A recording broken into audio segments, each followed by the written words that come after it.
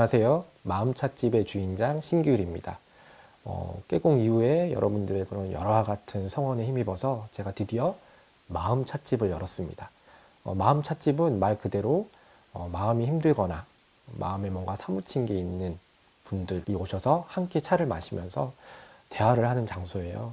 함께 서로 마음을 터놓고 얘기하는 그 과정 속에서 그래도 그 짐이 조금이나 덜어지지 않을까 그런 생각을 해요. 그러니까 언제라도 마음에 무거운 짐이 있거나 고민이 있으면 마음 찻집의 문을 두드려 주세요. 그러면 저도 반갑게 맞이하겠습니다. 자, 마음 찻집을 처음 열고 마음 찻집의 첫 번째 온 손님이 가지고 온 고민이 인간관계에 대한 거예요. 인간관계에 대해서 저희가 많은 고민을 가지고 있잖아요. 저는 일단 인간관계라고 했을 때 그 관계라는 말 자체도 그렇게 좋아하지 않아요. 관계라는 말에 들어있는 그 관자가 무슨 뜻이냐면 폐관하다. 그러니까 빗장을 걸어 잠근다는 뜻이에요. 문을 잠근다라는 뜻이죠. 관계를 맺는다는 건 내가 문을 걸어 잠그고 그 안으로 내가 원하는 사람들을 들인다는 뜻이 있어요. 굉장히 제한적이고 한정적이죠. 그래서 내 삶의 범위를 축소시켜요. 내가 좋아하는 사람들만 그 문 안으로 들어오고 내가 싫어하는 사람은 문 밖으로 이렇게 쫓아내게 되는 그런 걸 우리는 어떻게 보면은 지금 어떤 인간관계라고 생각을 하잖아요. 그런데 인연이란 말에는 그 인자, 여러분 인자 아시죠? 네, 큰 입구 안에 사람이 팔을 벌리고 있는 모습이에요. 그거는 언뜻 보기에는 그 테두리 안에 갇혀서 사람이 괴로워하고 있는 모습처럼 보이지만 사실은 그 테두리를 조금이라도 넓히기 위해서 기지개를 펴고 애쓰는 모습이거든요. 그게 어떤 의미냐면 어떤 사람을 대할 때 그 사람이 나한테 맞는 사람인가 안 맞는 사람인가를 생각하는 게 아니라 내 삶이 있고 그 사람의 삶이 있잖아요. 그 삶이라는 큰 영역 속에서 서로 어떤 역할을 하고 있는지를 생각하게 되는 거예요. 그 사람이 나를 음해하고 나에게 못되게 구는 나쁜 배역을 하고 있는 사람일 수도 있고 혹은 나에게 호의를 베풀고 나를 도와주는 어떤 좋은 역할을 맺고 있는 사람일 수도 있잖아요. 내 삶을 하나의 큰 드라마라고 한다면. 그리고 또 어떤 사람은 내 삶에서 어떤 역전을 하기 위한 복선을 깔고 있는 사람일 수도 있어요. 결국 그 사람을 해석하기 위해서는 늘 내 삶이라는 어떤 큰 테두리 안에서 그 사람을 봐야 되기 때문에 굉장히 그 사람을 이해하고 공감하는 범위가 넓어지게 됩니다. 단순히 내가 그 사람이 싫다고 해서 그 사람을 쳐낼 수 없게 되는 거죠. 그리고 겸손해지게 돼요. 어떤 거냐면 저희가 뭐 높은 산에 올라가서 아래를 내려다보면 굉장히 세상을 겸허하게 바라보게 되잖아요. 그런 것처럼 내가 그 사람을 보는 그런 어떤 관점의 넓이가 넓어질수록 그 사람을 대할 때 그것과 똑같은 겸손한 마음이 들게 됩니다. 인간관계에 대한 얘기를 하면서 이 얘기를 하는 이유는 어떤 그런 구체적인 기술, 그러니까 뭐 사람을 만나고 사람을 헤어지고 내가 이런 일을 당했을 때 내가 어떻게 해야 되냐는 기술을 얘기하기 전에 언제나 그 기술 이전에 내가 사람에 대한 어떤 철학을 가지고 있는가, 사람과 만남에 대해서 어떤 중심을 가지고 있는가가 중요하거든요. 저는 여러분들에게 관계가 아닌 인연으로 사람을 생각하라고 얘기를 해주고 싶어요. 어떻게 보면 사람 간의 관계는 그렇게 좁은 곳이 아닌 넓은 곳에서 바라봤을 때 좀 더 괜찮은 그런 해결책이 나올 수 있는 것 같아요. 가장 공통적으로 나오는 질문이 그거였어요. 내가 어떤 사람에게 굉장히 잘해줬어요. 헌신을 하고 잘해줬는데 그 사람은 내가 해준 것만큼의 어떤 리액션이 없었던 거죠. 오히려 뒤에서 나를 험담하거나 아니면 내가 잘한 호의를 권리처럼 여기거나 아니면 그걸 오히려 이용해버리거나 그런 것들 때문에 굉장히 상처를 받고 아파하시는 분들이 많더라고요. 저는 이 얘기를 들었을 때 어떤 게 떠올랐냐면 여러분 시소 아시죠? 시소. 시소에서 어떤 사람이 굉장히 큰 마음, 그러니까 상대방에 대한 어떤 크고 아주 그런 대단히 막 그런 좋은 밀도 있는 마음을 가지고 그 시소에 앉았어요. 상대방보다. 그러면 그 상대방, 시소에 같이 있던 그 상대방은 어떻게 될까요? 당연히 위로 올라가겠죠. 자, 이게 현실이라면 우리는 불안해요. 내가 가벼워서 위로 올라간 거니까. 하지만 이게 마음의 문제가 되잖아요. 그러면 그 사람이 위로 올라가는 순간 저를 아래로 내려다보게 돼 있습니다. 우월감을 갖게 되는 거죠. 이건 참 알 수 없는 마음의 법칙인 것 같아요. 내가 이 사람에게 잘해주고 잘해주고 잘해줄수록 그 사람은 위로 올라가서 나를 더 아래로 보고 아래로 보고 아래로 보게 되는 거죠. 이런 문제가 생겼을 때 그래서 수많은 자기계발서들에서는 제가 찾아봤어요. 이런 문제에 대해서 어떤 솔루션을 내놓고 있나? 한결같이 얘기하는 게 잘해주지 말라는 거예요. 잘해주지 않으면 되지 않느냐. 그냥 너는 너 할 것만 해라. 왜 잘해줘서 이런 문제를 야기하느냐. 그런데 현실 생활에서 만약에 실생활에서 내가 이 사람과 사귀고 싶은데 이 사람에게 뭔가 잘하고 싶은데 잘해주지 않아요. 그 사람에게. 그러면 치수가 평형을 이룰까요? 아니에요. 치수에 타지 않아요. 아예 그 사람은. 그 관계 자체가 이루어질 수가 없는 거죠. 저는 그래서 그 솔루션 자체가 약간 현실과 거리감이 있다고 생각합니다. 가장 가슴 아프게 들었던 얘기 그런 게 하나가 뭐냐면 제 지인의 얘기인데 되게 가난한 집에서 태어났어요. 그런데 거기서 맏언니로 태어난 거죠. 동생이 4명이에요. 그래서 이 누나는 고등학교를 졸업하자마자 대학 진학을 포기하고 돈을 벌기 시작하죠. 그래서 돈을 벌어서 4명의 동생들을 키워요. 그 4명을 다 대학을 보내고 결혼을 해서 자립을 할 때까지 뒷바라지를 해준 거죠. 이분은 어떻게 됐을까요? 나중에 정신 차려보니까 40이 훌쩍 넘어 있고, 자기에게 가진 거는 아무것도 없고, 엎친 데 덮친 격으로 사고가 나서 척추를 다치게 됩니다. 척추를 다쳐서 하반신 마비가 돼요. 그런데 어떤 얘기를 하냐. 여러분들도 예상이 가시죠? 누가 나 대학 보내달라 그랬어? 누나는 누나 인생을 살지 그랬어. 누가 나한테 그렇게 열심히 잘해주라 그랬어? 라고 얘기를 하는 거죠. 내 동생이 똑같지. 그런데 이 얘기가 너무나 새롭게 들리지 않는 이유는 너무나 많기 때문이에요. 특히 혈육의 관계, 그리고 또 어디서 많이 들을 수 있죠? 이제 막 사춘기가 되는 아이들에게 이거 하라 저거 해라, 엄마가 너한테 이렇게 신경을 써주는데 너는 왜 이렇게 하느냐라고 하면 아이들이 뭐라 그러죠? 누가 나한테 이렇게 해주라 그랬어? 엄마가 해주고 싶어서 한 거 아니야 라는 말을 듣게 되죠. 연인 사이에서도 마찬가지예요. 내가 이 사람이 너무 좋아서 모든 걸 쏟아 부었을 때 나중에 듣는 말은 뭐죠? 너도 좋아서 그런 거 아니야? 내가 언제 이렇게 해달라 그랬어? 그러니까 왜 우리는 남들에게 잘해주면 한결같이 결국에는 누가 그렇게 하라 그랬어? 너도 좋아서 한 거 아니야? 왜 이런 얘기를 들어야만 되냐고요. 정말 가슴 아픈 얘기 아닌가요? 도대체 어떻게 해야 될까요? 저도 굉장히 오래 생각해 봤어요. 도대체 뭐가 잘못된 걸까?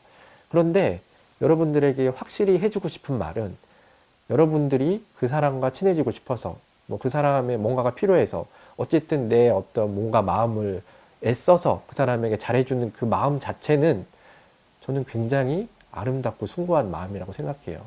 그게 잘못된 마음은 아니에요. 그러니까 잘해주지 않으려고 하지 마세요. 잘해주세요. 잘해줘도 해줄 게 너무 많아요. 더 많고. 그런데 여기서 정말 중요한 거는 그 마음은 너무 좋고 괜찮은 마음인데 타이밍을 맞춰야 된다는 거예요. 타이밍. 어떤 얘기냐면 저희는 너무 성급하게 잘해줘요. 그 성급하게 잘해주기 전에 우리가 먼저 해야 될 작업이 있습니다. 그게 뭐냐면 그 사람에 대해서 알아야 된다는 거예요. 저희가 친구라는 말을 할 때 그 친구가 무슨 뜻인지 아시죠? 오랫동안 옆에 두고 가까이 지낸 사람을 친구라 그래요.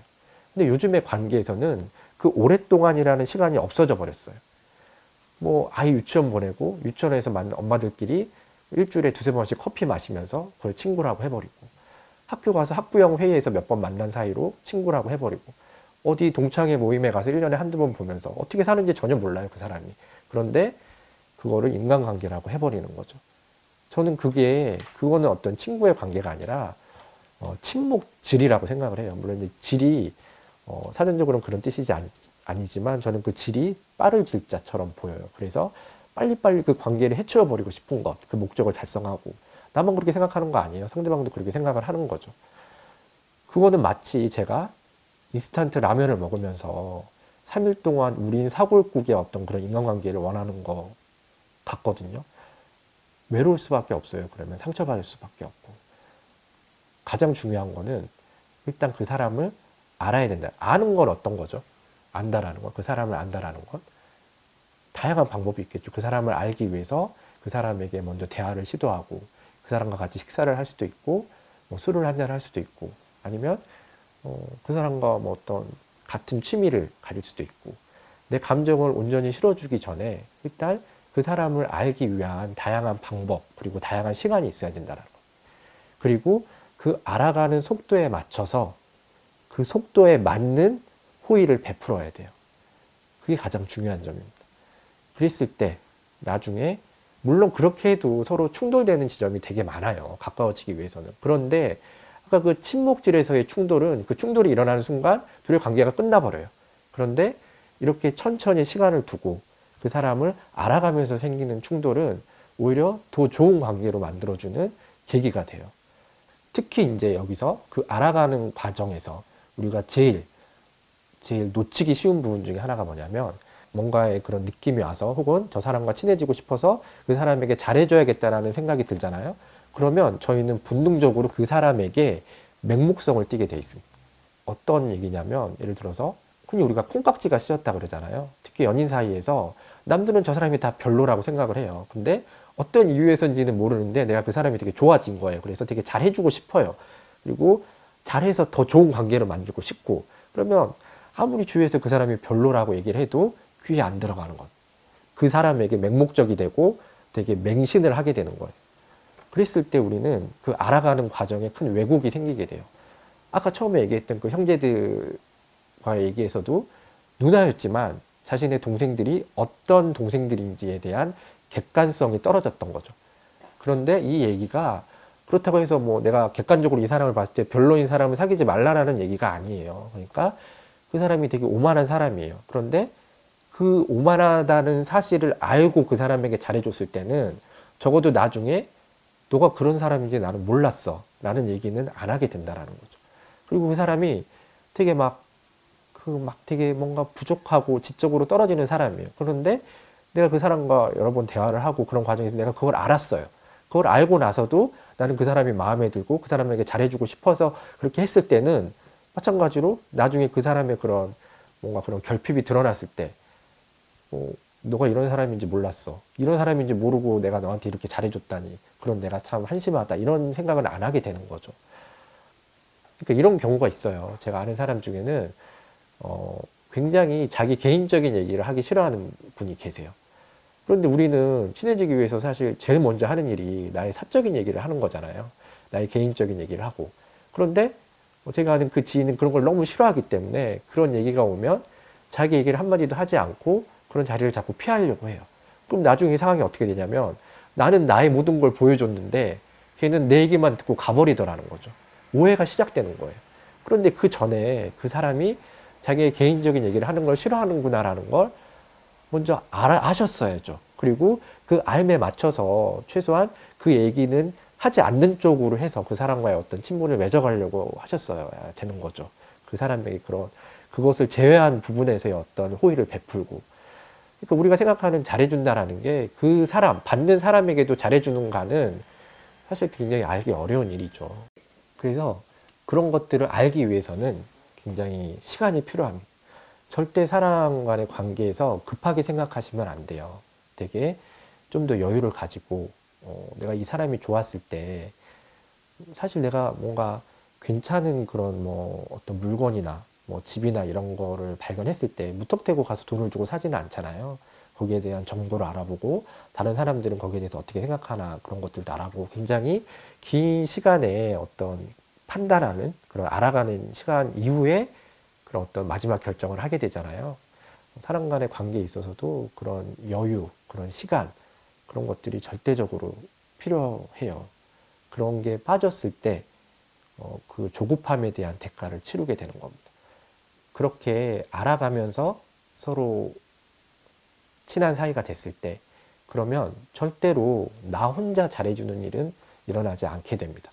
왜냐하면 내가 그 사람을 조심스럽게 알아가는 그 시간 동안 그 사람 역시 조심스럽게 자신의 문을 여는, 그래서 그 사람을 받아들이고 그 사람을 똑같이 아는 그런 어떤 공통 분모의 시간을 가졌기 때문에 내가 그 사람에게 그런 과정을 거치고 나서 내가 그 사람에게 호의를 베푸고 잘해줬을 때는 그 사람도 함께 저에게 호의를 베푸고 잘해주는 그런 서로 상호적인 관계가 되는 거죠. 저는 이런 게 떠올랐어요. 제가 초등학교 때 처음으로 꽃씨를 사서 화분에 그 꽃씨를 심었어요.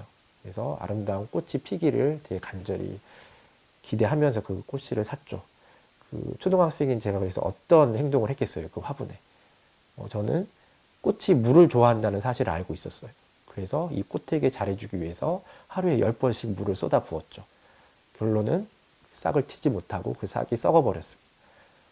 사람과의 그런 관계가, 성장해 가는 관계도 마찬가지예요. 그런 씨를 틔우듯이 그 꽃을 키우기 위해서는 내가 얼마만큼의 물을 줘야 되고 얼마만큼의 햇볕을 쪼여줘야 되는지를 미리 공부를 하셔야 꽃을 피울 수 있는 겁니다.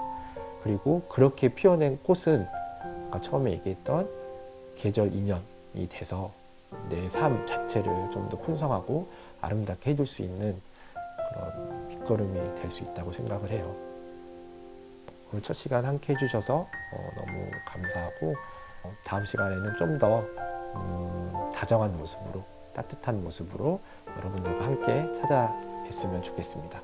그러면 다음 시간에 또 마음 찾집의 문을 두드려 주세요.